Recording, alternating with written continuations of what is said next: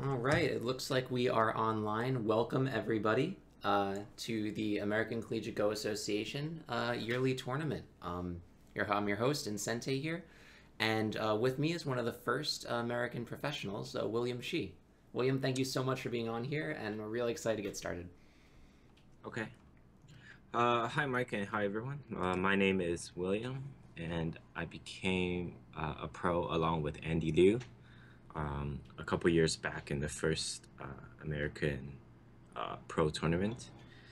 And so today I'll be helping you guys doing a live broadcast of our CGL games today. And hopefully it'll be very exciting, and I'll look forward to sharing some thoughts about the games.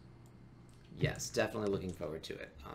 Definitely coming as a Q player, there's a lot of questions that we have, and high level games. Maybe why they see a certain side as more important than another, and what makes them Tanuki versus not Tanuki. So I'm hoping that this will be a great opportunity to learn from high level play and get a pro's perspective.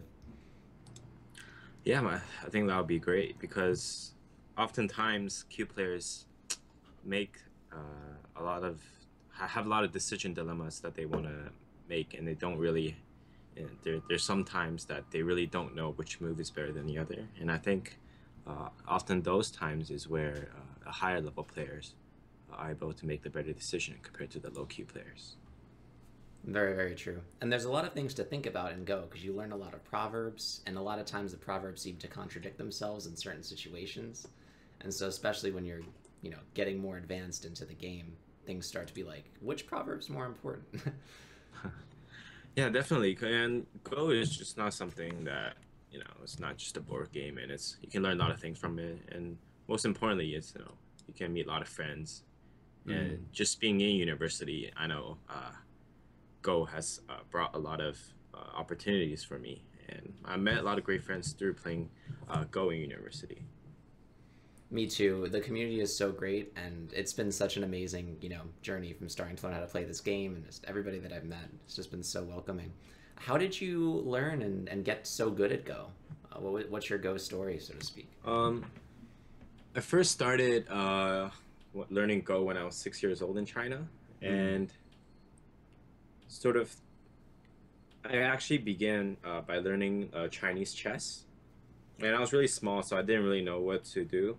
And so after a while, it was generally thought that Go had more, more of like a market and more interest. Mm. Uh, and there was more Go teachers around compared to a Chinese chess, say. And so that's how I became introduced to Go. And right when I started, it became very, very sort of a passion of mine since Mm. then. And I've been playing ever since. That's awesome.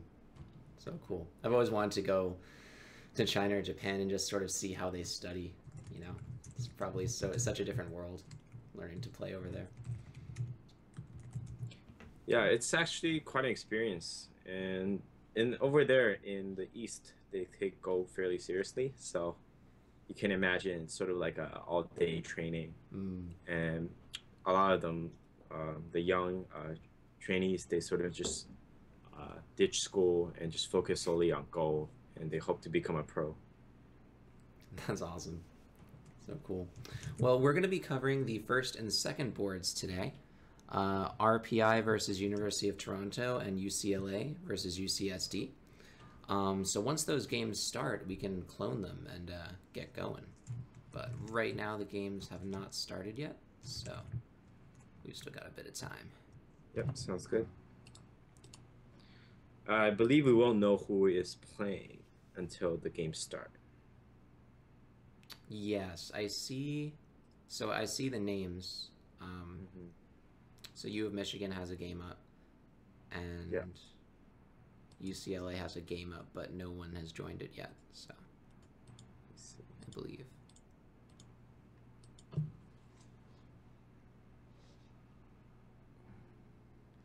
I'm just wondering, Mike, how did you exactly get introduced to Go? I got introduced to Go. So when I was in high school, I think this is a lot of Western players got introduced to Go this way. It's the anime Hikaru no Go. Actually, Yes. it was Mhm. I was subscribed when I was in high school to this little like pamphlet of just a bunch of different mangas, and Hikaru no Go was one of the mangas that was in there. And I'm like, this game seems really, really cool. But at the time, the only place I knew to play was like Yahoo Games, and it was one of the most like it was a horrible server, and I didn't know any of the rules, didn't really know how to play anybody. So after losing a lot and sort of figuring it out, I kind of put it down for a few years, and then so last summer I picked it up, really wanting to try to get better at it. And I figured a good way to start would be to, sort of track my progress with a YouTube channel. So whenever I learn something, I put it on here, helps me remember it. And it's really helped me meet new people and improve at the game, so I'm glad I did. Yeah, a lot of Western players get introduced to the manga, and I think it's a good way for like older players who are just starting on the game, because it's such a unique way for them to get introduced to like a board game. And I've actually seen a lot of people who are some of my friends who are into manga, and they often have seen Hikaru no Go before. But I personally have not seen it yet, so it's really good. It's quite good. Can Looks like the second board is up and the first board is up, so perfect. So it looks like we can clone these. Sounds perfect. Perfect. So we're gonna start seeing. Perfect. We're gonna start reviewing. I'm not exactly sure who the players are. RPI does have some strong players this year. And it doesn't seem like they're reporting the games. So, anyways, we'll move on. And they're playing against U Toronto, which is my home school. Oh, cool. I'm also not exactly sure who's playing. But I've known that some of our players are very strong. But some of our strong players are also not playing. So it'll be interesting to see this game. This will be interesting.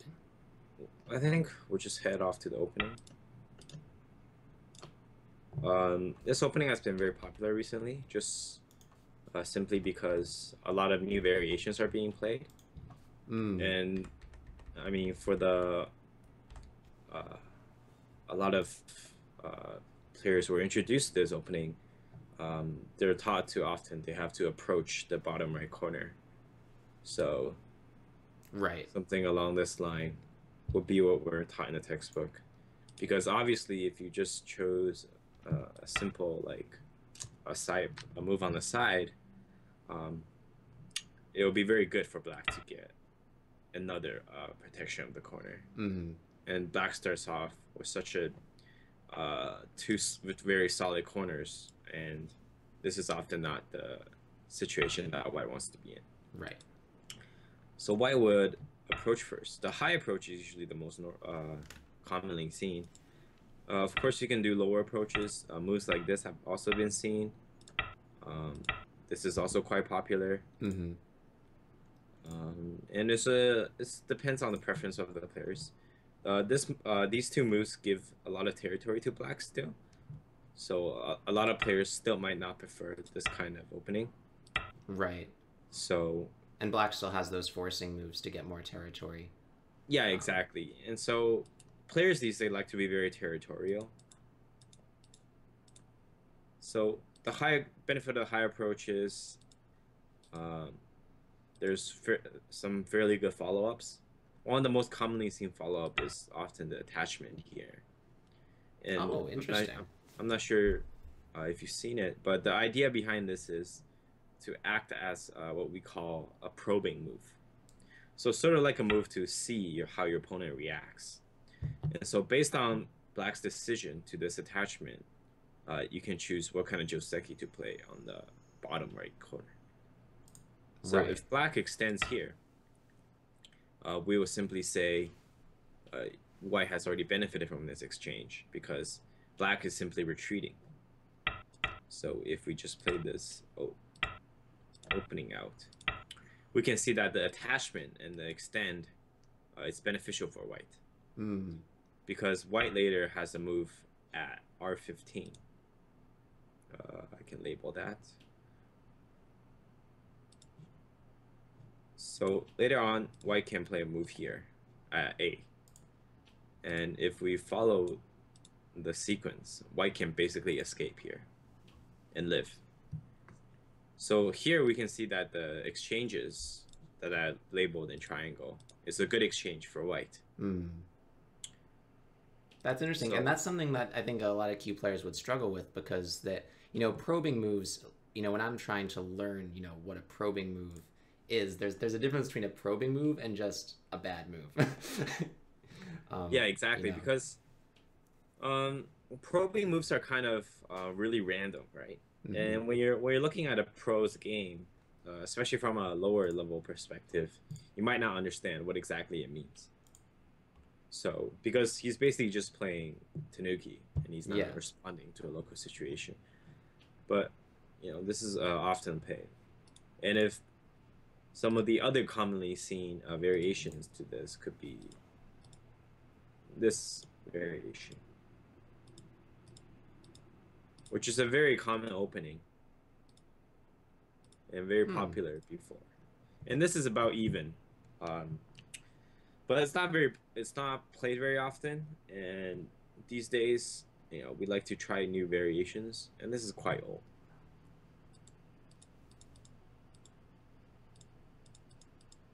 Would black needs to respond to the probe, right? Black should not respond to the Joseki that's unfinished.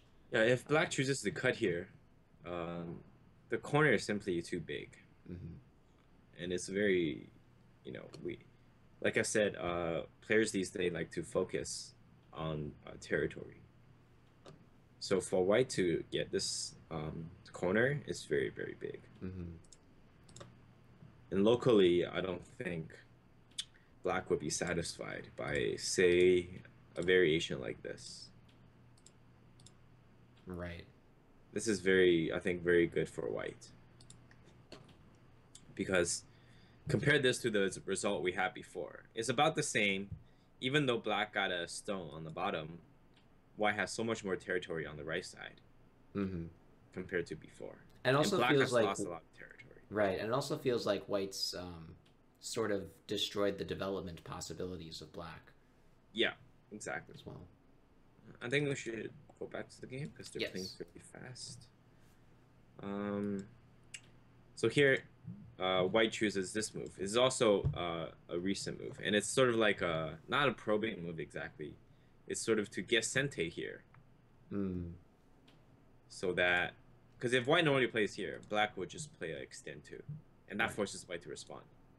And this is quite slow for white, right? Because black has gained more territory on the right side, probably over here, right? And so white doesn't want this. White wants to be more efficient, so white attaches. If black plays responds like this, like the actual game, black no longer has a move here. So if black invades now, white has other responses, such as white can play A, B, C, all kinds of responses. And black necessarily right now wouldn't play at R12. Right? A is a move for later on now. Right. And it's not a sente. Whereas before, when white just extended instead of attaching, the extend 2 for black would have been sente. So A here is sente, because if white doesn't respond, black can immediately attack white. And so this is sort of one of the new developments in our opening. Of course, black would not play here. If black chooses to play here, white doesn't have to respond immediately.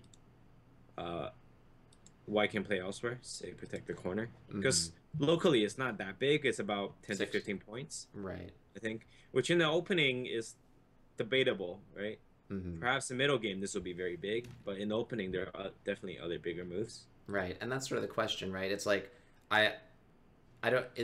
does white play with the mentality of I try to get points on the right side, or does white play with the mentality of I shouldn't get this many points anyway because I'm sandwiched in between two enclosures, so I just want to ruin black's potential, get sente, and play a big point. Yeah, exactly. So white chose to protect in the actual game, which is okay as well if white values points here. And now black is obviously going to want to develop his upper side. Interesting. So I didn't know that in some situations approaching the 3-4 from that direction would be something to Yeah, consider.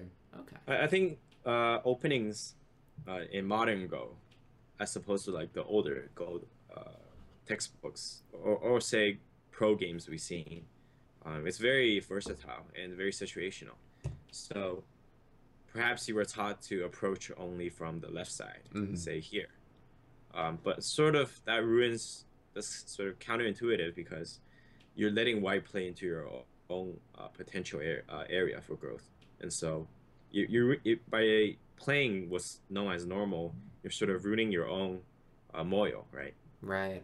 That's true. And so modern goes, we're really focused now on sort of playing the best move.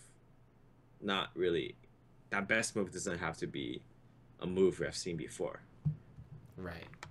And now approaching from this side is very reasonable because black wants to make a lot of territory on the upper side. And white, obviously, it would be sort of an overplay for white to attack here. Because if black simply jumps, A and B is sort of miai for black. And white is in trouble, basically. So white will probably jump or protect this corner. And now black protects the top side. Right. And the game feels back to the balance. Yes. It feels balanced now. And this is obviously the next biggest move here to protect the corner. Black invades, very normal. And that's another interesting point. I always found it, I never tended to choose a splitting move because it felt like being able to get a sente extension from one side or the other felt very large, so I would try to approach a corner instead of splitting. But a lot of high-level players have no problem splitting, so it's something I definitely want to try to do more. I think splitting in this situation is good because there's no places to approach. If you approach this corner, white already has a move. Right. And now white can't attack you very easily because you're very close to white. So white will just simply play here, and you really don't have a good response, right? If you try to extend, this is very, very comfortable for white. But if you extend, white can just attack you, and now you don't have a base, and you're very your group is very heavy. Right. So you don't want to approach in this situation. Perhaps another option would have been to play one of the approaches, like here. That's very commonly seen as well, right? And so here, if white decides to protect, black can also extend, and this is sort of normal as well. Right. But black chose to split. It's rather safe choice as well. Black could have just played here, which white would have responded here, of course, and just simply chose to continue to attack black. Black decided to play a bit more active, I think, or a bit more greedy, in my opinion, because he extends all the way here. Right, that's an interesting move. It doesn't seem like white could disconnect those stones. Normally, black can play here, and this would have been normal. Back to sort of the other sequence I showed. But since black extended all the way here, if white doesn't cut black, as black, I'll be very satisfied. So if white simply chose to play here, black can just simply, black has a lot of choices now. Black can choose to jump because black has already benefited from this exchange. Right. And right now, black doesn't know whether A is a better move or B is a better move. So white later make that on, choice. Black might choose to play in A instead of B. So instead, I just choose to jump right now, so I can make that decision later. And if white decides to capture the stone, black also has a good move on this side. Right. It's an over-concentration thing. Like, white needs a lot of moves to take that black stone out of the game. Exactly. But this is also even, I would say. So in the actual game, white decided to play here. And black extends. white cannot block right away. Right. That's this cut, just there's too much trouble here for white. If we just read the sequence here, you know, we can tell that this attachment is very severe. Yeah. And then white would be captured. This stone. Yeah, there's a lot of danger in that diagonal. And I don't think this would be a good sequence for white. A sequence like this will only be played in extreme circumstance, where white will be very thick and can very easily attack black. But clearly here, black is very well settled. So Hane is not a good option. So white chooses to jump. And jump's a good choice because if black really wanted to connect, it'll be very painful. He'll have to go on the second line, which we know is very, very, something we don't tell players to do. Right. And white's making a lot of thickness on the outside. So this could be a possible variation.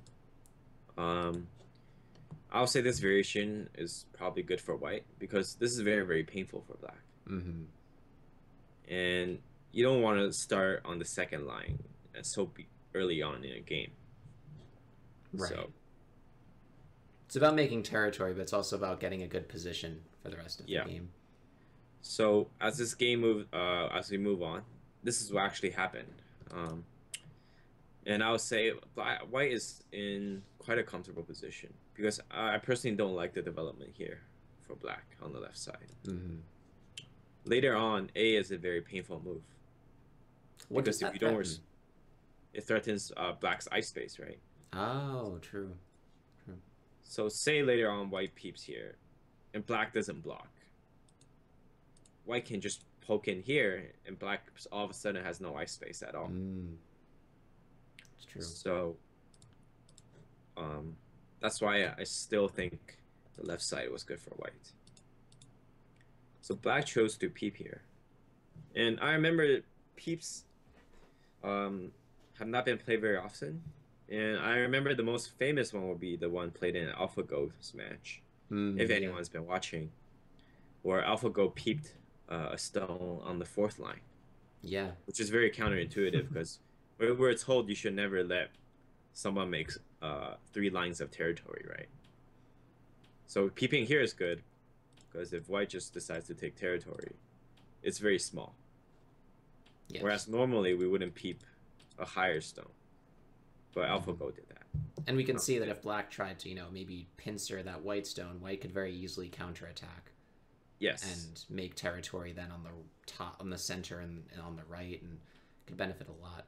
Yes. So this will be very unreasonable because first of all, white has the center here, and then if white just simply responds like this, black is sort of in a lot of trouble because white can make a lot of territory here in the center, and black is sort of scrunched up in this little area. Trying to figure out how he's supposed to live. Yes. And here, this is definitely clearly very, very bad for black. So you don't want to invade here because there's not a lot of territory here. You're fine with giving that territory away by playing the peep. And of course, white doesn't just want to make the small territory. White attaches. I think the idea is later on, white wants to play this. How do we call this? The sandwiching clamp? Yes. Yeah. So by clamping here, if black obviously cannot just directly try to fight. If black chooses a really direct approach, this is clearly not a good exchange for black. The left stone is much bigger than the one on the right. Yeah, white can treat those lightly and just seal off the bottom of the board completely. But if black just simply chooses to invade here, this Atari is still very painful, right? And white can just try to, develop his territory again. So that's white's aim here. So instead of protecting this cut. If white protected this cut, black probably could have played on the left side a bit, Yes. perhaps to jump, or even the attachment. Like I said again, this is also playable for both sides, in my opinion. So it looks like a very evenly matched game right now that's happening. Yeah, I believe so. And we can just move back a bit. And so white decided to take this territory or the base away from black. Mm-hmm. But I almost seem to think that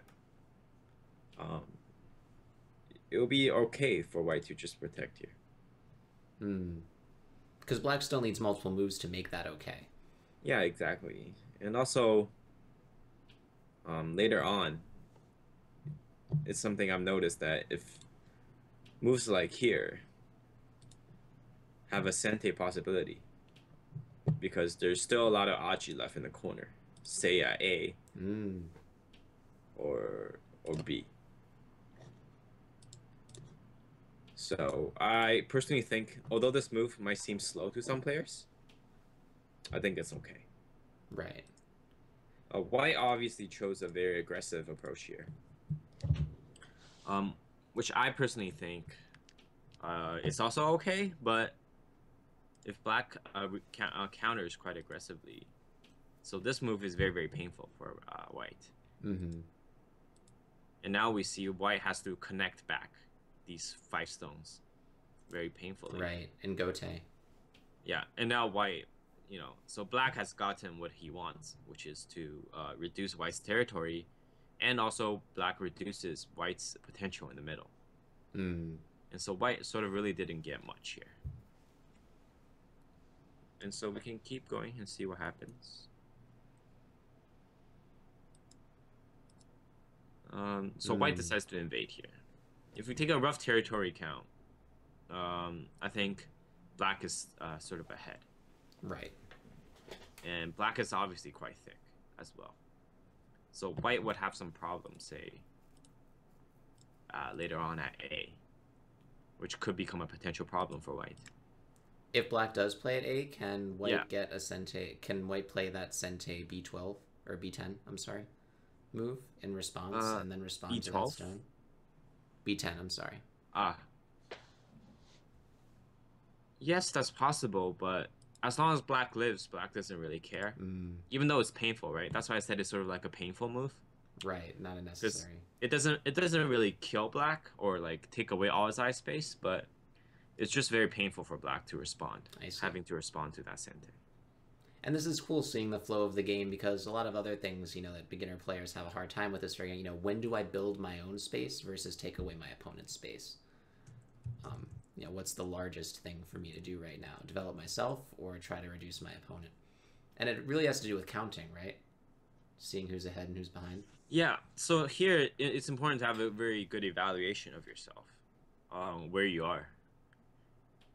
So if we do a rough count, black has around 13 points in the bottom right corner, around 30 points upper side. Left side, I'll also give it 5 points. So I would say black has about 50 points. Wait, is that right? Yeah, around 50. And that's already basic territory that's almost secured for black. And white only has about 10 on the bottom left. About 15 on the right side. And about 10 on the top left corner. 10 to 15 points. Give or take. So if we add that up, 10 plus 15, 25 plus another 15 on the right side. So white has about 40 points. And it's white's turn to play. So right. I think black is clearly in a very comfortable position here.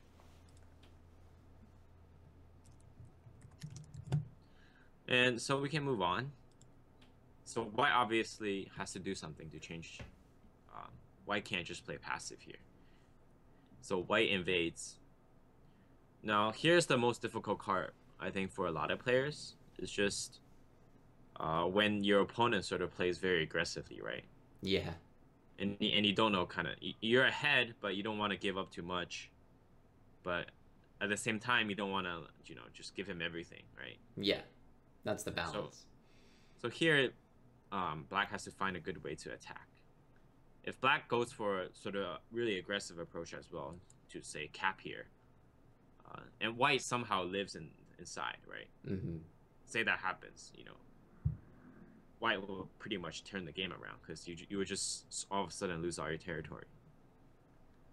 So here, if white plays very aggressively as well, trying to start a whatever, and you play very passive, and you let white live, this is obviously very bad.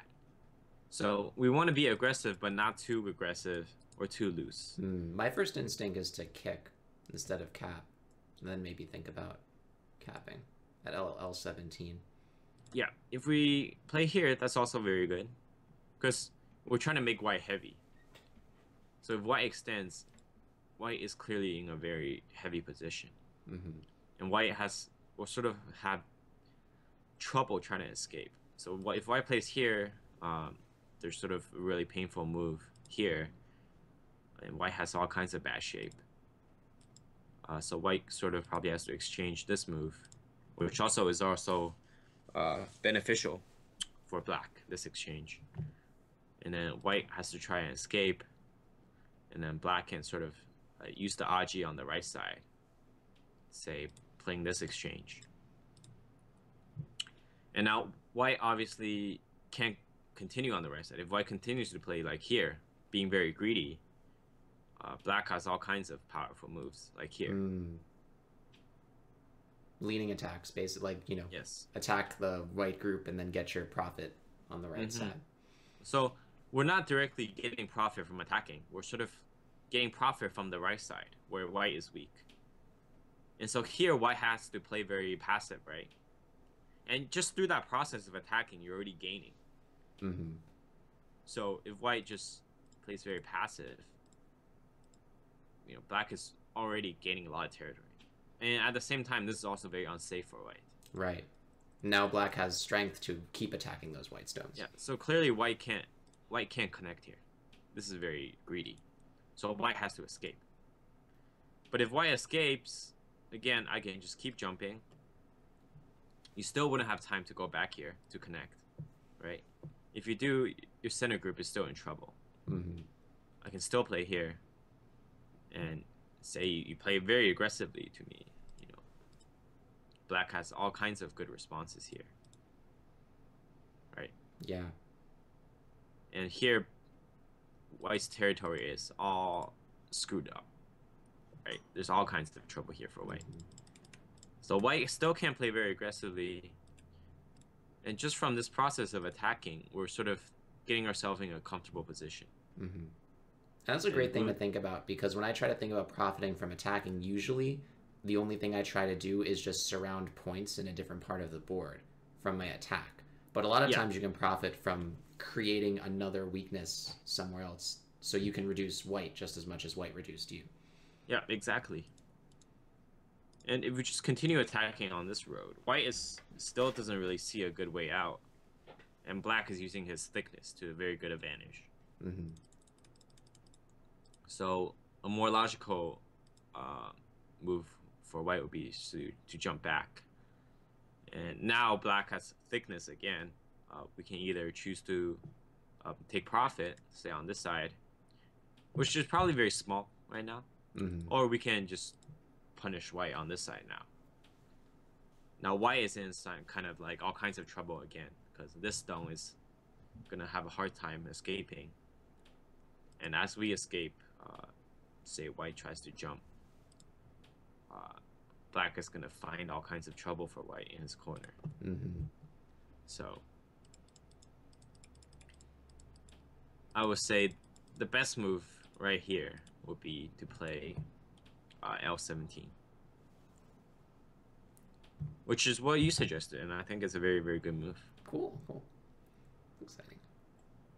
Simply because in this situation, black has a lot of strong moves on the right side. Right? A, B, they're all sentes. So white really doesn't have a good... White can't play too aggressive on the top side, coming. into the center. So we have to always keep in mind, like, this kind of moves are always sente for black. Mm-hmm. So white really, if white chooses to escape, white doesn't have a lot of good options. So if we play here, a more passive or sort of a more safe approach for white would be to probably play here and sort of give up the territory. Right. Which is okay. It could be even, and I think it would be a more reasonable flow to the game. Okay, let's see what happened. So black chose a very aggressive approach here. Okay. And white attaches. Interesting side to attach to. I mean, white can do a lot of things here. I personally don't think black can kill white. Obviously, if black kills white, the game will be over. Mm-hmm. So, and I think black expects that he wouldn't be able to kill white here. So I think this is sort of like a wrong direction for black. Perhaps there will be a ko here, which again I think is probably not the best choice for black. Mm-hmm. Because it's your territory, and if white, the opponent comes in and makes a big ko in your territory, it's never a good thing for you. No, not at all. It's a very very bad go for black, rather. So I think we're up at this situation. I'm not sure if he... Yeah, he hasn't played a move yet. Okay, wow. So black feels... It seems like black's playing very aggressively.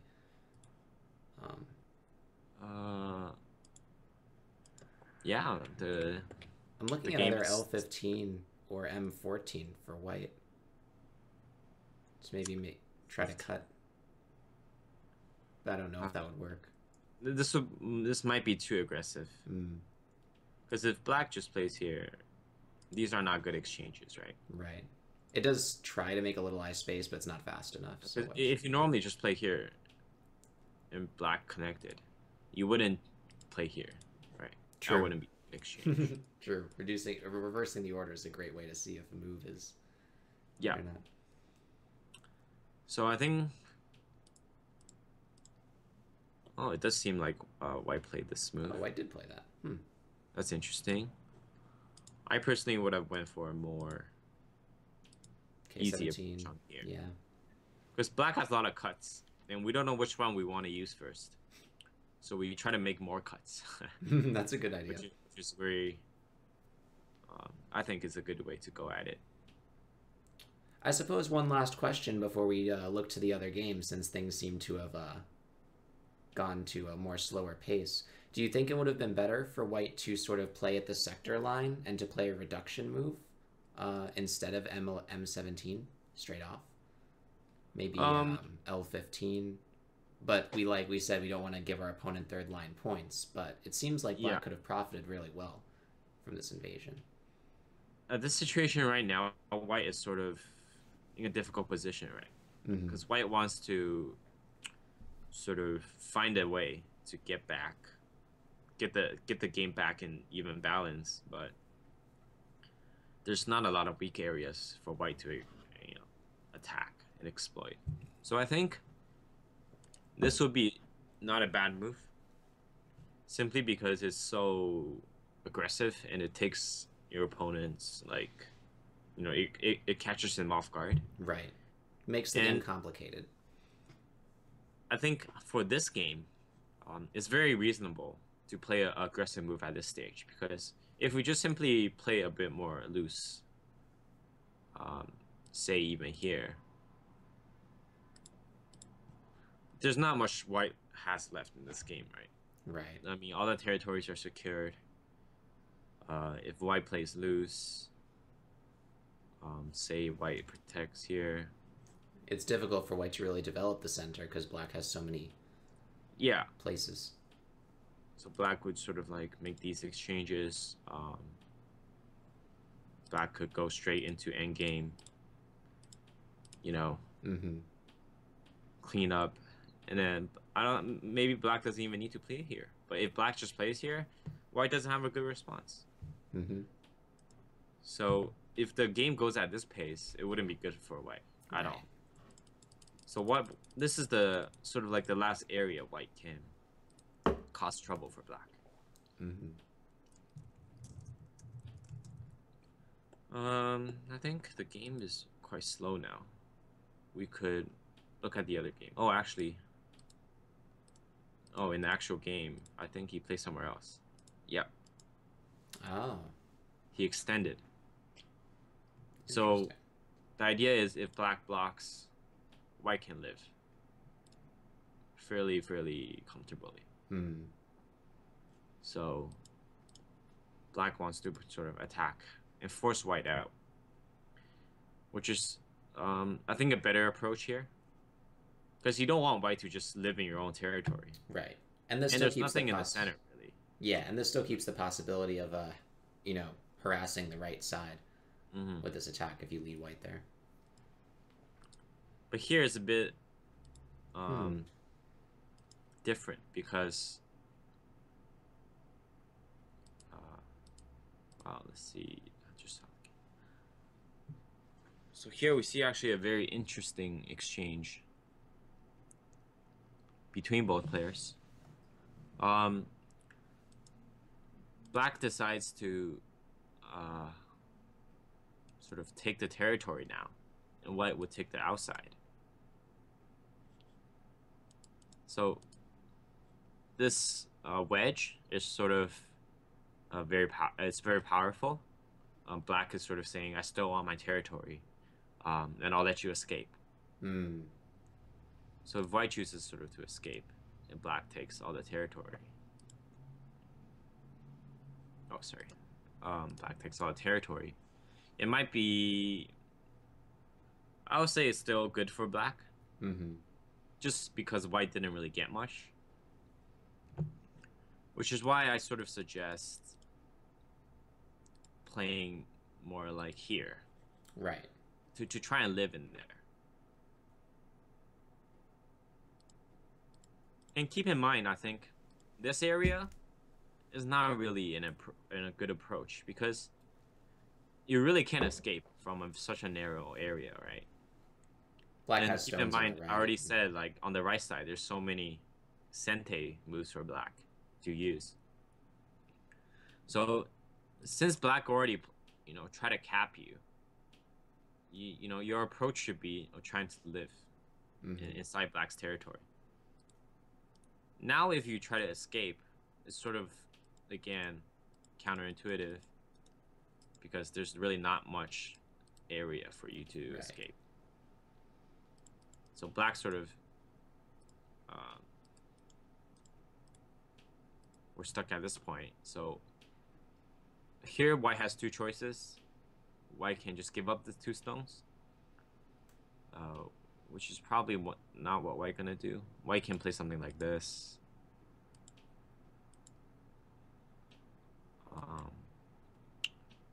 To give up the 2 stones. But then again, I don't think this is a good approach. For white, it's not a good approach? This is quite complicated. Yeah, I think if white just does this...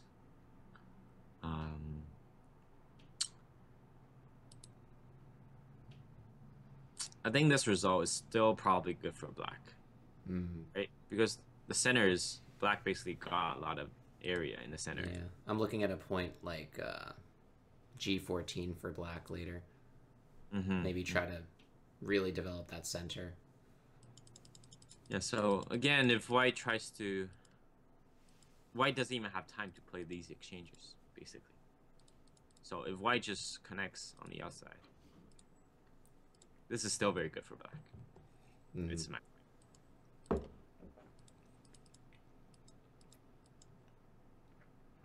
Let's see how the actual game went. So the game is still stuck there. Do you want to go look at the other one? See how that's I think the other one just finished, actually. Oh, just finished. Okay. Is it UCLA? Yeah, it just finished. So we can look at that. Yeah, let's check it out. And then we can come back after we finish that game and review this game. All right, UCLA.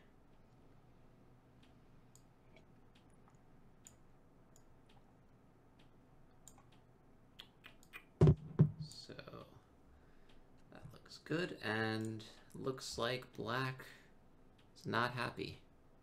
Yeah, I think So I'll Black's give you... captured. Yeah.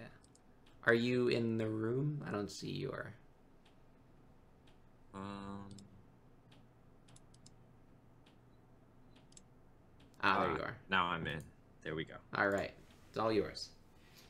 Okay. I guess we can start from the beginning. Yeah. It looks like white surrounded black very well and forced him to live small. Yeah. So let's see what happened. Again, we have a... I think black's trying to go for the same opening. Right.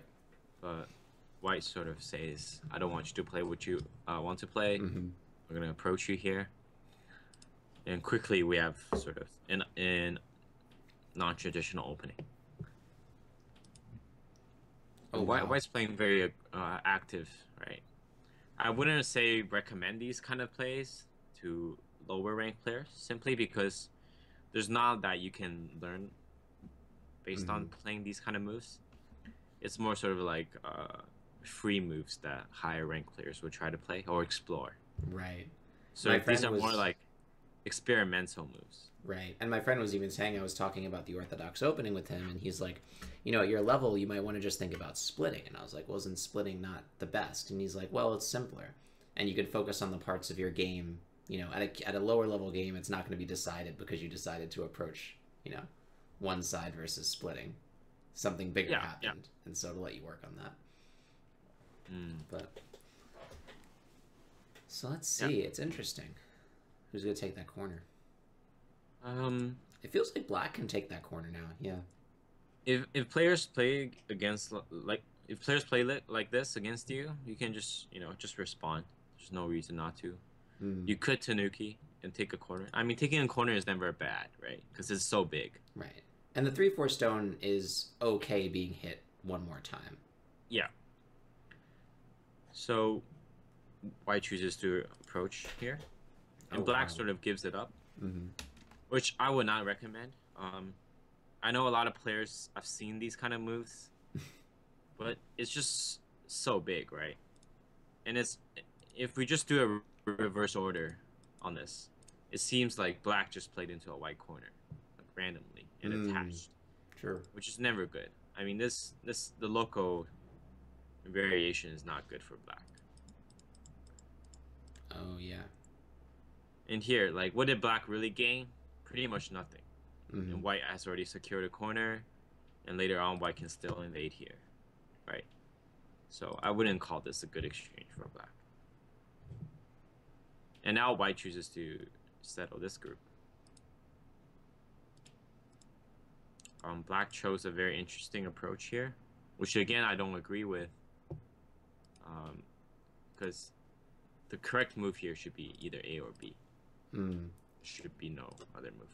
If black chooses B, white can again choose A or B here. B will probably be very aggressive, and if white chooses B, black can either go under, which is very painful. Keep in mind, white can't double honey here because the ladder is not good for white. Right. So if white just extends, this is probably very painful for black. But I mean, it does not seem that bad because you have a sente here, and then you can sort of just attack white right away. And Go Snow Go asks, "Hi, who is the commentator?" This is William Shi, one of the first American professional Go players. He was graciously helped do coverage for this, and we're going through the top boards for this round, and we will be doing it again on the 30th for the final round. So. Yeah, and we'll go back to here. So black can still attack white here, which is not a problem. So this variation is acceptable for black. If black chooses A, again, black can settle like this. Right. And clearly this variation will be better than what's played on the game. like here. Like this is clearly very good for white, I think. So if you do reverse order, it's like black played A, white played B, and black just chose to play here. Very true. Which again doesn't make sense, I think. It's a great technique for figuring out if sequence is good or not.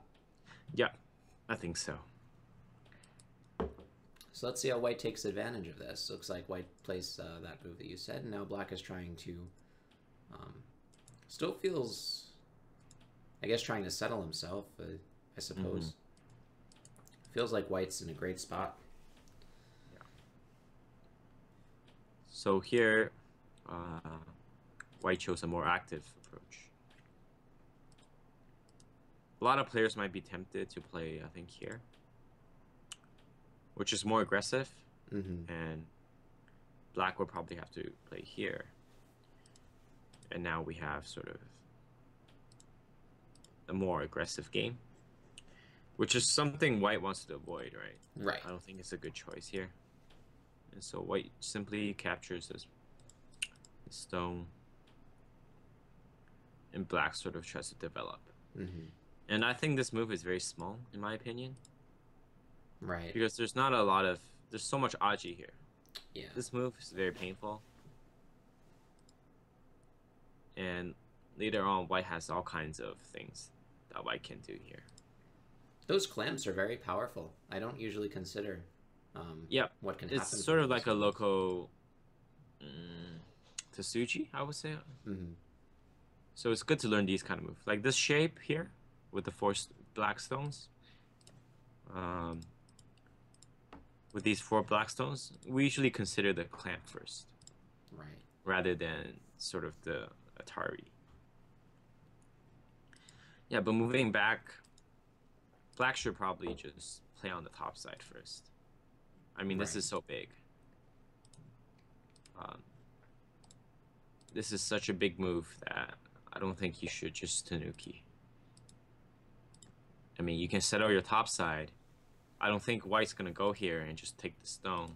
Right. This game feels more in balance now for black. Yeah, this is too over-concentrated, and it's very small. So white would, you know, it's not a big area for both players. And we see how the game can change, right? So even though black made some slack moves on the right side, you know, just that one sequence that you showed could put him back in the game. Yeah.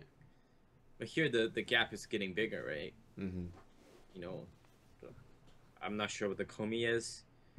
6.5 or 7.5. White is starting the game with a lot of territory. And black doesn't really seem to have a big moyo either, I think. No. So this game is definitely in favor for white right now.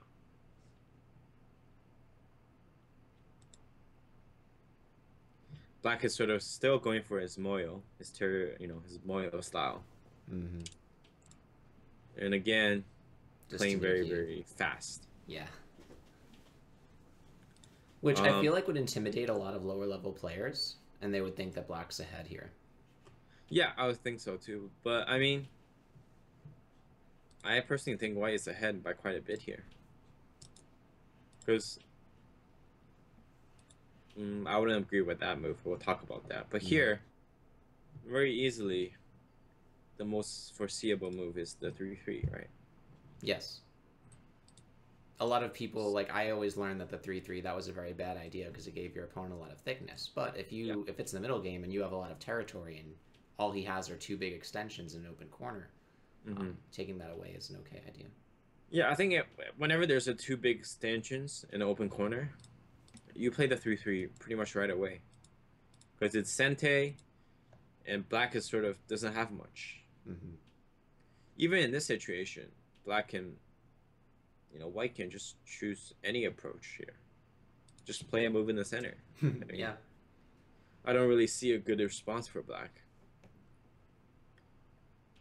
We have a question. Says, William, have you thought of opening a YouTube channel?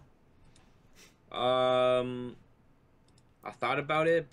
It might be something I'm more keen on doing later, but right now I don't really have a plan. Yeah.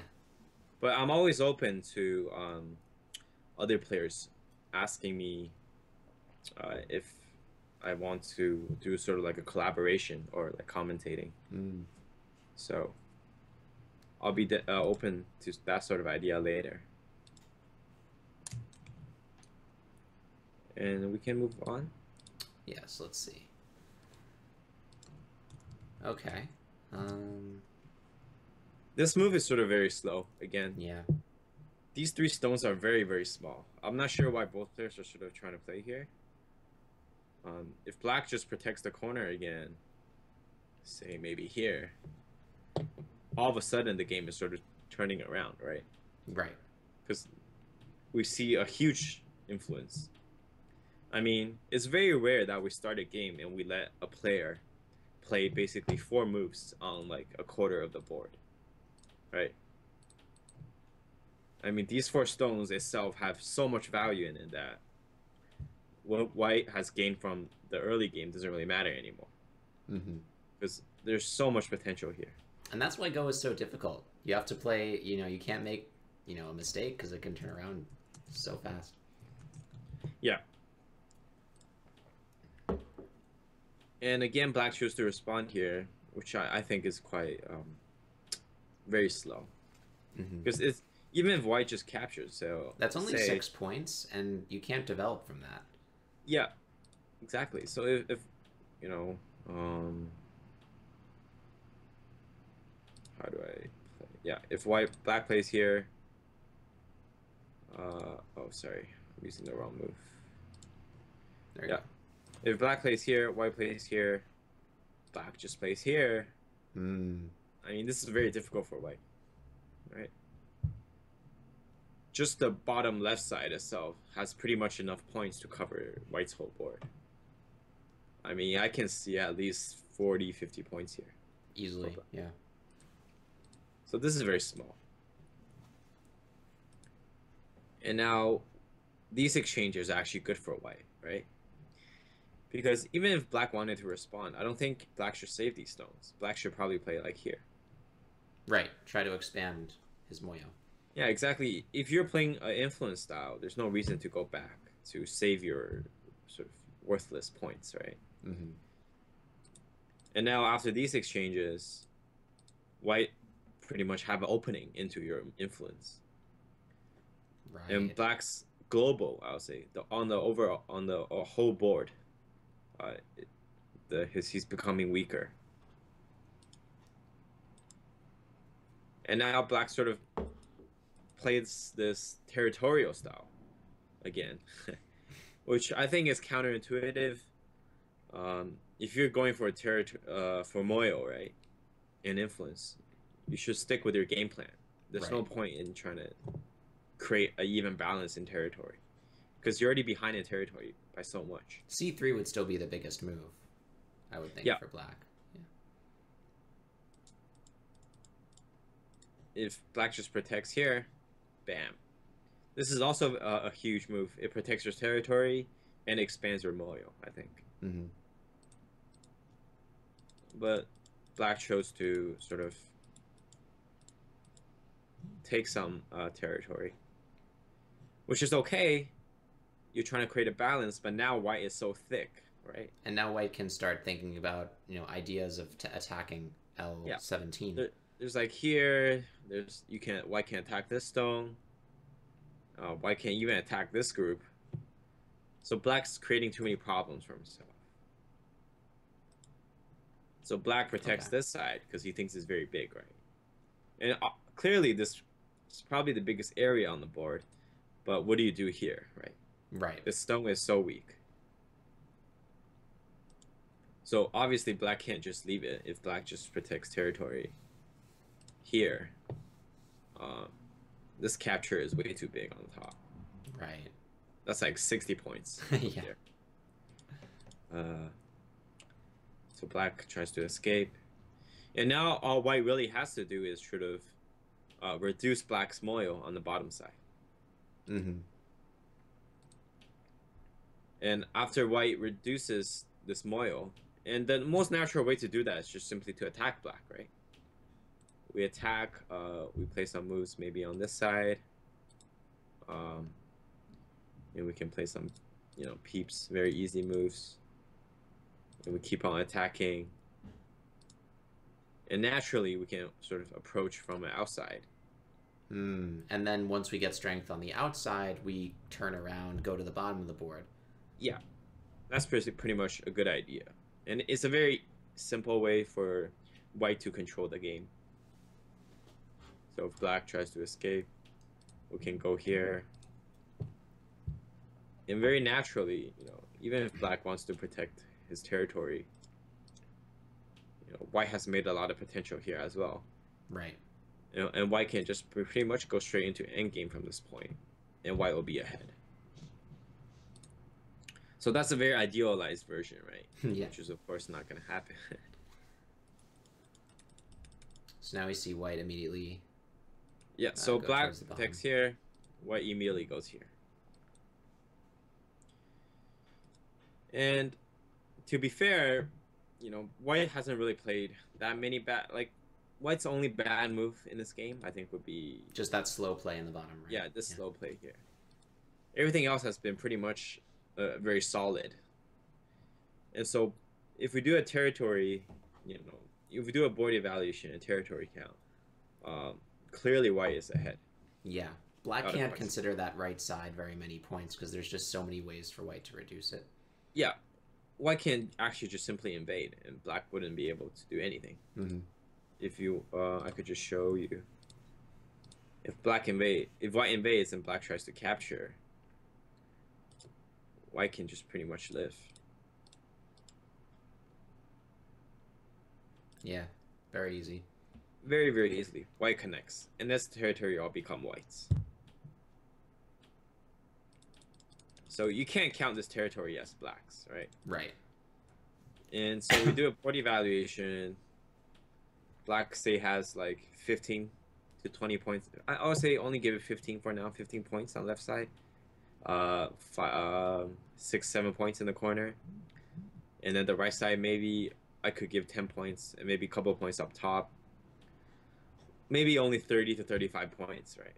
And white has already, 3 corners, which is already like 30 points, at least. And so white is definitely ahead. So black tries to attack. And white goes for an approach in the corner, which is a good choice here. Because if black tries to, take the outside and let white live on the inside, black is losing a lot of territory.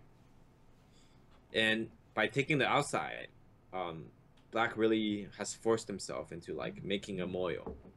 Yeah. But white is so thick on the outside that there's really not much potential.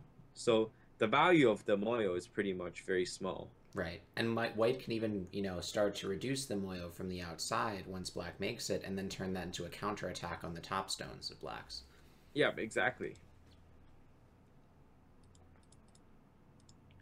So white is again in a very comfortable position.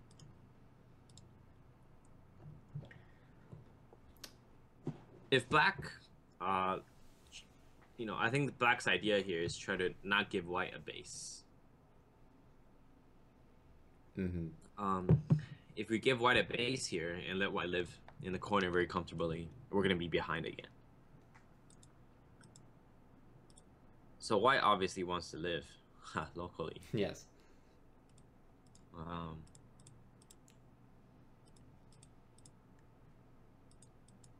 So white plays all this sequence, and white chooses to live in the corner, which I think is okay. Again, black has to figure out how to really encircle this area and make the most territory possible. So if black takes an approach from this side, white can come in from this side. Right. In trying to make territory in the center, it's very difficult, right? I've often found that if I have to try to make territory in the center, I don't make much. But if I happen to play a game where it happens naturally, that's when it's much more effective than trying to make it. Sort of making territory from attacking is more natural than just trying to go at the area and trying to make territory around it. So in the actual game, black encircles from this side, Oh, and we white do see that. Okay. approaches from this side. Again, black doesn't have much good moves. Black can play here first. Doesn't really do much. If black plays passive and protects territory, you know, these four Right. stones are white can save it later on. If black captures right now, White makes shape. yeah, and then white can attack the top pretty easily. And if white just makes some territory in the center, the game is pretty much over, right? And not to mention the right side, there's so much ACGA left. So black has to play aggressive here, which is a good choice, even though it might be too aggressive. Black doesn't really have an option at this point. Right. So, some of us might have considered this cut. I was thinking of that. First instant. But, it's a bit complicated, but I personally don't think it would have worked. Feels like white can split black up. Yeah. Yeah. If white just chooses really easy, a direct aggressive approach, there's not much black can do. And I mean, this is very, very dangerous for black. So I don't think a cut will work here. Black just simply, you know, is trying to split white. So white cannot connect back to its group. Right. And as long as you create a weak group, you you're still in the game, right? Because there's always a chance. Again, white goes here. Tanuki seems too passive, I think. You know, the idea here is you want to split white. If white is trying to do a bunch of things here, as long as you split white into two groups, you can't attack it. That's the idea. So whatever white does here, as long as I connect, and if you connect, even though you're very safe, there's always a chance later on that I can attack you. Right. But if we just go back and see, black just simply captures these stones and plays very safe, right? You're going to be in all kinds of trouble on this side. Wow, perhaps this peep might have been too fast. You know, if white just plays here, I don't see a good move for black. Right. If black plays here, clearly that's very, very, you know, black is not in really good shape. All white has to do is just escape, right? And black's sort of territory has been reduced by so much already. Yeah. So even if black lives, Right. And white's goal was to reduce it anyway. So as long as white gets a good solid group and can escape. Yeah.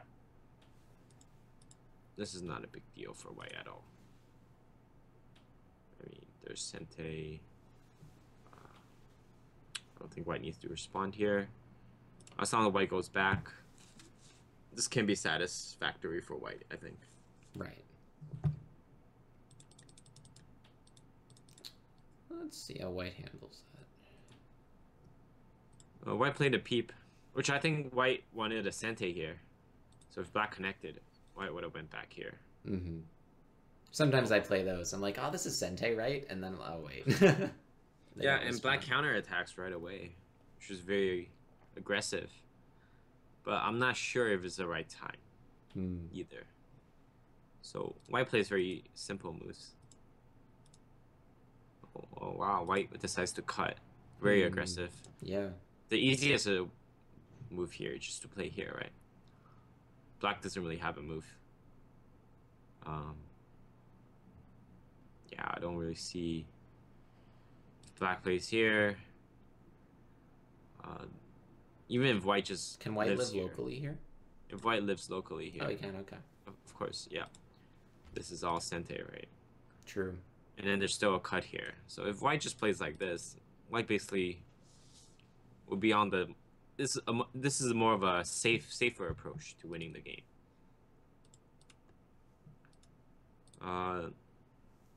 White decides to be a bit aggressive, which I think is also playable, because it's clear that black doesn't really have good moves here. If black tries to cut, black is sort of split, right?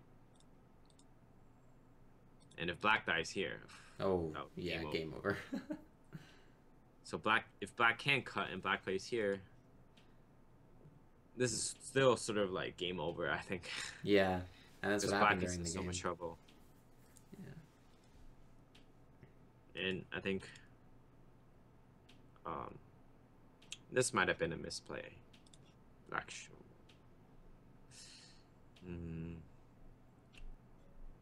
Maybe just C8. Actually, this is okay, because black can't cut here. Now I see what white is playing very aggressive. Because if black wanted to connect, now white can capture right away. Ah, okay. So, yeah, it's pretty much game over at this point, I would say. It's very hard for black. See, even though black lives, black has really nothing left. Right. Now the attack shifts over to those other black stones. Yeah, and black just doesn't even have territory at all at this point, right? And white has pretty much no weak groups. Black, yeah, I would say at this point it's pretty much game over. We can keep just fast forward a bit and see what happens. I think what's going to happen is just white's going to attack those black stones, then the attack's going to shift over to the top, and then that's where black resigns. That's probably what's going to happen.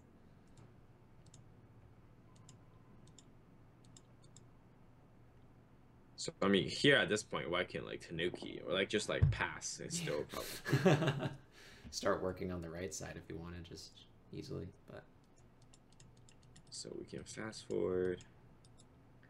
Again, black plays a ko, but he has no ko threats, which is why he loses his ko.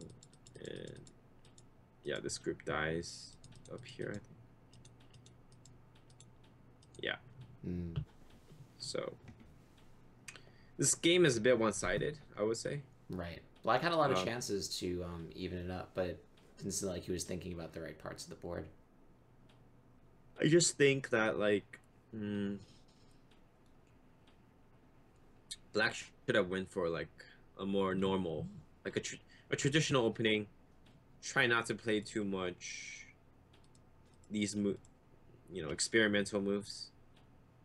Because in the end, right, black played all over the board, but really didn't secure anything for himself. And white just played very solid throughout the whole game.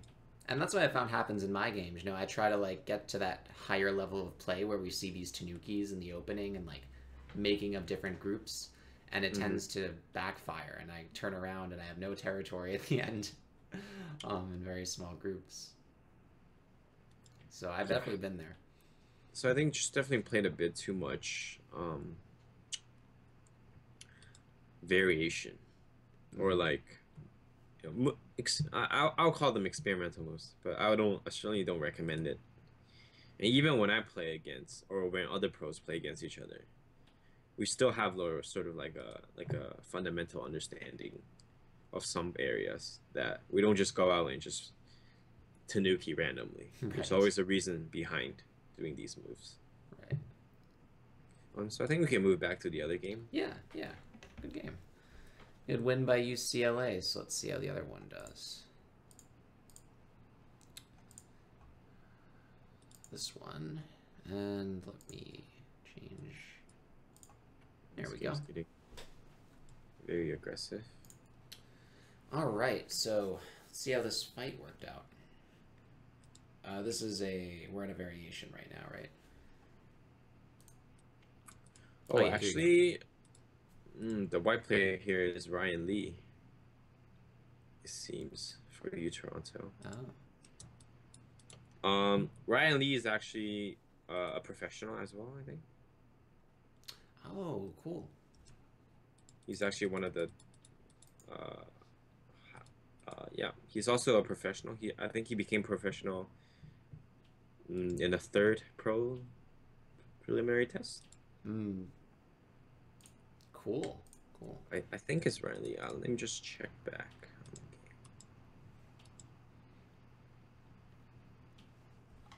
Yeah. Okay, so we can see. Again, we're back at the situation where white is trying to decide, and I agree with that. Black is ahead. Well, I'm sort of like rooting for white, but I personally think black's playing very well this game. And clearly white is playing very aggressive, right? Yeah. White doesn't want to give this up. Because if white just plays here and black, you know, Ataris, white sort of has nothing. White gained nothing from, you know, white didn't really reduce territory, nor did white really get anything in the center. So white's sort of going all in here. Black's taking it very, very well, playing very safe. And even though some of us might point out that there's a very obvious move at A here, black will eventually come back to this. But right now, black should be focused on attacking. Right.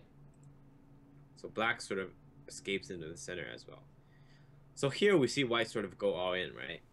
Yeah. White's idea is I'm going to reduce everything. And even later on, I'm going to play A, and I'm going to take away your ice space. And I will try to attack you, actually. So white's going all in, and black sort of has to handle this well for him to... Yeah, it feels like there's a lot of ACGA in black's position now that white's out in the center. Black sort of missed a good move. Black should have definitely exchanged A with B. It's a very important exchange. That's true. After both players missed it,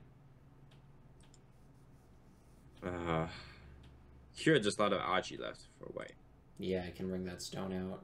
This is ACGA, and there's all kinds of Sente. So A would be Sente, right, for white. Yeah, I was just looking at that one, yeah. So that's why black should have exchanged this, I think. So white takes it right away. And now white tries to escape. So I think this is very interesting in this area. If we notice the time, I think black is actually going into Biomi. And white still has around 9 minutes here. So time-wise, white definitely has an advantage. And, you know, a lot of players, I mean, we all know when you're low on time, you can't really... A lot of magic happens. You can't read as fast. Yeah. Let's keep going. So black plays these Sente moves here. I think black is looking at whether he can directly cut here. Oh. So when we're attacking a group, like in a very serious like fight, like we're trying to kill them, not just trying to profit. You know, there's a potential to like directly kill them and finish the game. We're trying to always look for these weak spots, right? Yeah. We notice white played here. Oh, can we just directly cut white and see if it works? And this would be the best way to sort of like, you know, if you can just kill them right away, why not do it, right? Right. But again, you have to be absolutely certain. Very so when we attack a group, we can think about profiting, right? We can't be too greedy. But at the same time, if we notice that our opponent plays very, very, you know, he plays a very bad move, and we can directly kill them and capture the dragon, we should do that. You know, that's why it's very important. It's good for black to play aggressive like this in this situation, right? Yeah. Yeah.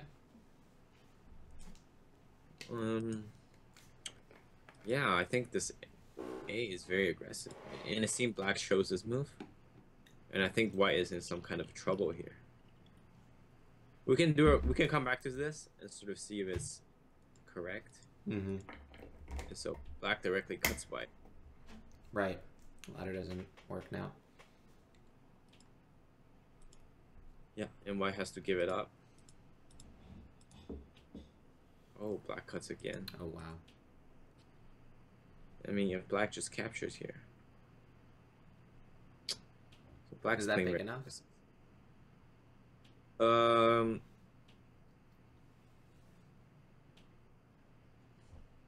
I think black would be in a small lead if black just captured. Clearly, it's not satisfied with it. So if the game was like this,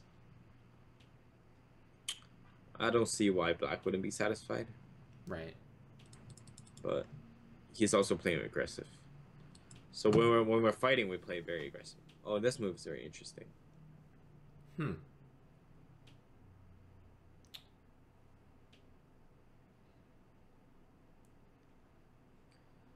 So the idea is here, he's trying to get at both ladders, right? If black plays here, I can take this ladder. Right, making me eye. That's a good move. Yeah. If you play here, I can take this ladder. But I'm not sure how well this works. Because if black just plays here, yeah, this ladder doesn't really work either way. Oh, actually, oh, that's interesting. Yeah. Let me think about this.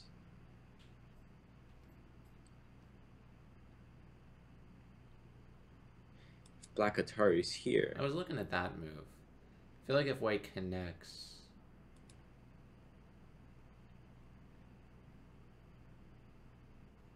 Extend. The ladder here doesn't work for white. So white probably has to play like this. Maybe. So black plays here. That also...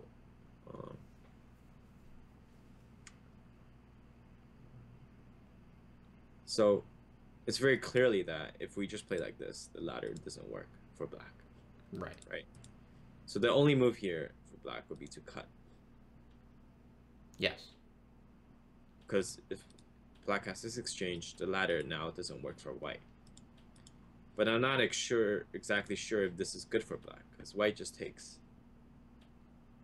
Well, black still was able to get that capture with that move. And then maybe can just remove the ACGA there. But this capture is simply very big for white. And there's a lot of ACGA here now. Oh, that's true. There's some things. So if black captures, if black connects, white can just take this back. And now black has to work on his group. So yeah, white goes for this right away. And now black has to try to escape. Oh yeah, I saw as soon as black's group got surrounded, A gives it no eye space anymore. So I think black played a bit over too much here. Black should just simply capture.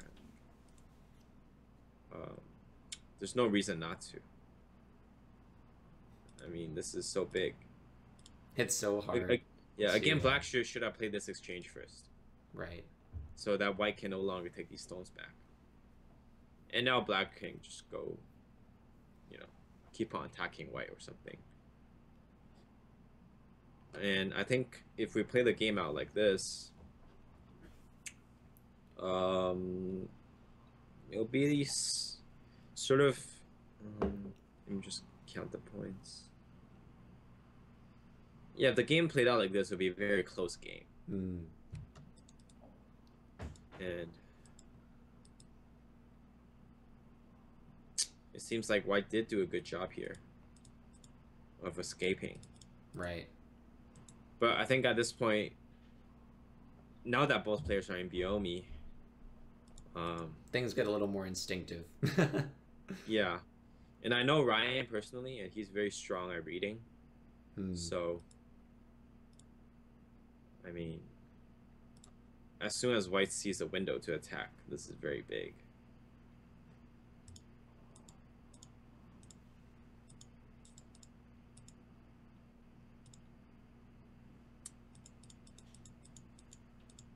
So both players probably read out that black can live here. but this is still very, very big for white. So white captures an eye, basically, in the corner.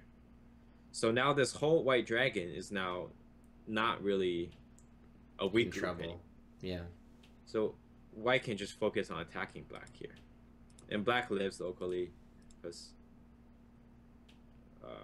yeah. So black lives,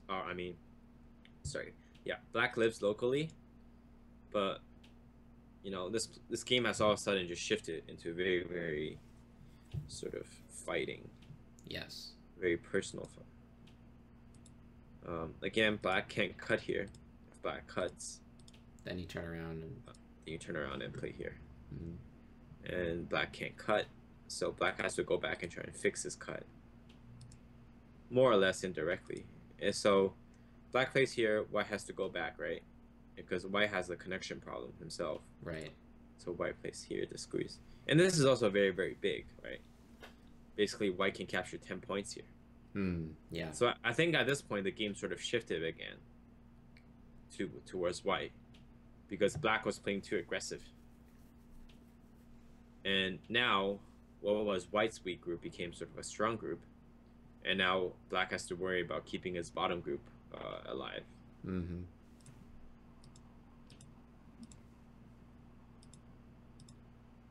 So here, black plays a bit aggressive and saves these stones. But now black has to try and make 2 eyes here. Right. I'm wondering if white would be fine just playing a move like D13. Or maybe I don't think you should do that because this is like there's like sort of like a proverb we say. Like you should never escape from like the battlefield, right? Okay. So right here is, you know, my teachers always told me this is like you're in battle right now and you're trying to, you know, here's your opponent right here. Here's a chance for you to completely take him out. And if you just go back and play here, you're sort of giving your opponent another chance, right? And you know, the best way, the easiest way for you is just to capture him. And I think black doesn't really have any good moves here. I mean, this is a very, very painful move. Right. If black plays here, you know, white sort of tries to surround black. I don't think black can live. I should probably. I guess white really doesn't risk anything by this attack. Yeah, exactly. So. Black. I don't see a way for black to get 2 eyes either. If black does something like this. Yeah, I don't think black can live here. It's too difficult. So I think, yeah, white goes for a bit loose of an approach. But again, black is not going to be able to escape. And so white basically says, you know, I've done my job. You know, I surrounded you. Now it's your job to live, right? You know, white has really no pressure here. And even if black lives, you know, white's not really behind the territory anymore. And white still. And black white still has Sente. And what? Yeah, black won't live in Sente. He'll live in Gote. Yeah. No, definitely not. So black tries to find a way to live. I personally don't think black can live here. Again, I'm not gonna gear this commentary towards like doing life and death here. But if we just notice some small things, like this exchange, it's not a good exchange. Because originally black could have played here. And this would have been Sente. If black would have, and white can only extend, right? Now that we completed exchange, if white plays here, and black extends here, white can just block him. Yeah. And this has really big implications because, you know, black is not alive yet, right? On this side. So, if black extends, white blocks, black plays here, black really only has like 4 points on the left side. Yeah. And it's so painful to watch, right? We see a lot of really great shifts in attacking targets in these games, which is really cool. Really cool to see high-level players, how they handle these. Um, I mean, this is a painful exchange. Like I said, even if black lives, and white gets all these sentes like this. Later on, this is even sente, if you keep in mind. So black only has 4 points here. Yeah.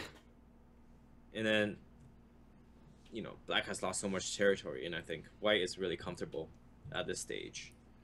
Just, you know, even just finishing the game on like simple endgame. Right. So white plays the simplest moves here. And I think white here is pretty much is okay with giving up, like letting black live. Mm-hmm. So white plays the easiest moves. He doesn't want to read that much because he's in Biome either. Right. And he knows he's ahead. So black lives. So white let black live.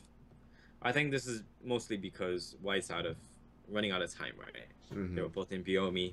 They don't want to dwell too much here. So black lives. Very painfully though. If we go later on, this is the sequence. I think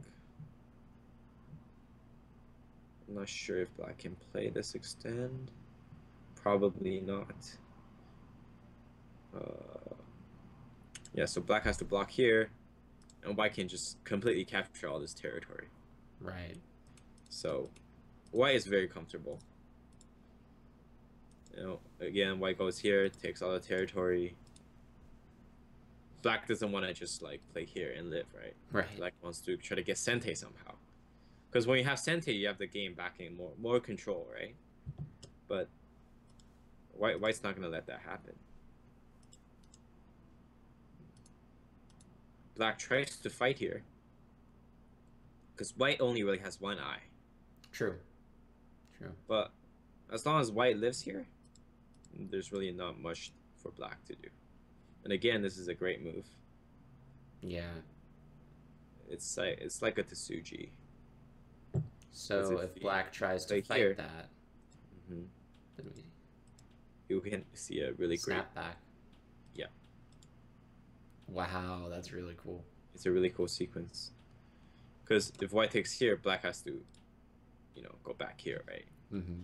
And white just escapes. So that's again a great move. White actually doesn't choose to extend, which is okay as well. It's not the best sequence, I think. Mm-hmm. White should have definitely extended, in my opinion. True. Time pressure probably plays a big factor as well. Yeah. And so white actually plays fairly aggressive here. Yeah, because I think white realized he made a mistake. Mm. So he you know, when you're playing under time pressure, you're sort of like, oh, I made a mistake. I have to get that back. Right. So time pressure plays a lot of time. So white plays this Atari. But luckily for white, right, black can't play this ko. It's too big. Mm-hmm.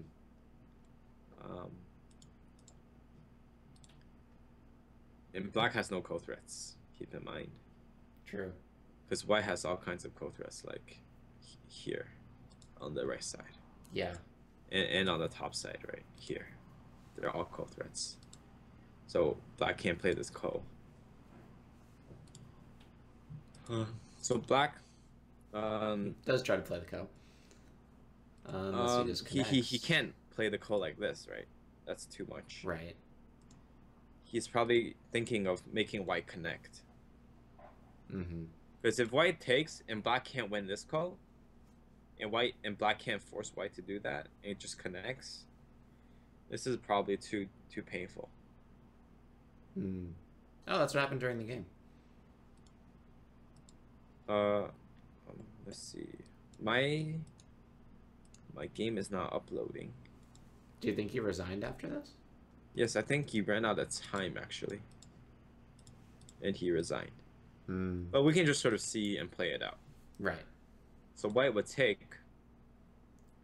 Black could find a cold threat somewhere. There really isn't any. Yeah, I don't see a cold threat at all, actually. So black has to connect. And white can just play here. Yeah. And black And can then take. white's, no matter what, connected up to... Yeah, white just has a lot of cold threats. Right. Black can't do much. So the best idea here for black would probably to take the stone, because it's very big. And it's almost century. Still feels like black is just very behind in territory after all this. Yeah, I don't think this is very... Or white can just... Actually... Yeah, white can just take this stone back. Because there's no cold threat for black. So if black plays here, white can just play, like... Just connect. Yeah. Because if you take, I can just capture you. Or... I mean, white has a lot of choices here. White can play this ko. Because black can't play this ko, right? There's just too much. Like, black has to live. This is probably very aggressive. But if white just plays safe, or even just plays, like, the dummy moves like this. Black takes. I think this game is still... good for white. Mm-hmm. We can sort of do a... I'll just play out the end game.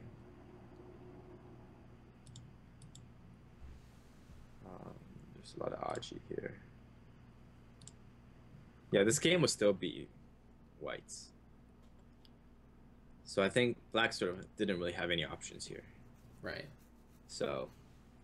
And again, I think it all started. We can go back to the middle.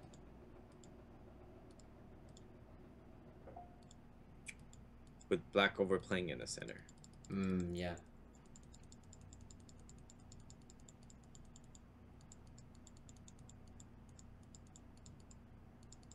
So here, I think black might not have seen this move. Yeah. I mean, this move was such a great move that it's hard for many players to see. And especially when you're under time pressure, it's hard to read out the possible replies that opponent can have. Yeah, definitely. White did a good But job. even then, I still think this move was too aggressive. If white just played this, right? It's not as good as the actual game, but if white just takes a stone back, black is still in a kind of trouble.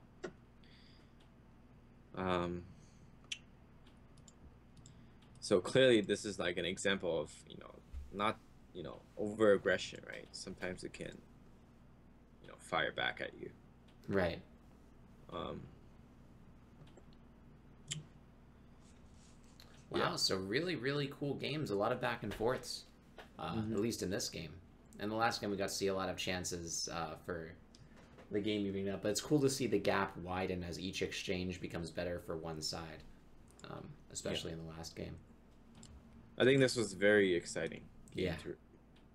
Because black was definitely ahead after the opening was finished. Perhaps black could have...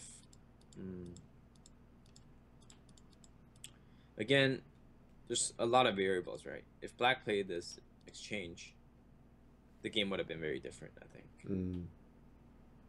Because now, black can just hunt it. And white can't even play here, because black can just cut. Right. Because, the exchange was so big. I think this exchange would have been very important. And that's so cool. Just that one little move. Yeah, white just played very solid. Like, made no mistakes in this fight. And I think black missed a lot of chances here. I mean, if the game was like this, I don't think white would be ahead at all. Because if white can't push, white has to play P. And black really just has to play very solid.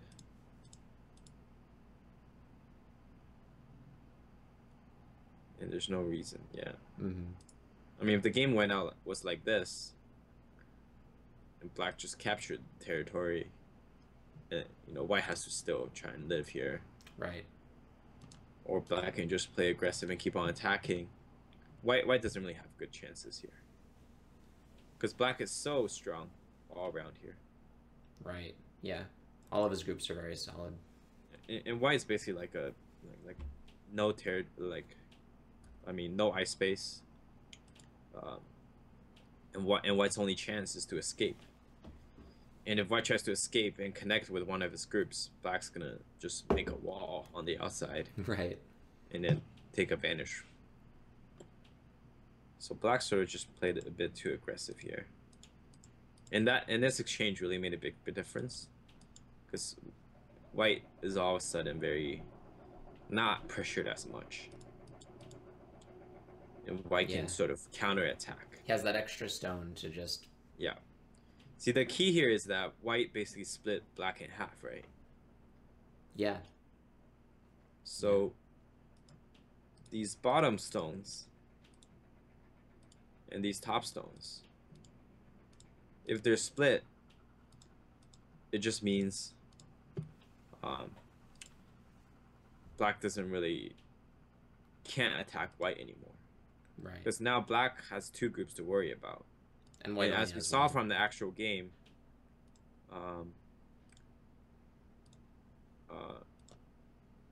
if White plays like, so if White plays here after Black is cut, White can pretty much make a Sente Eye.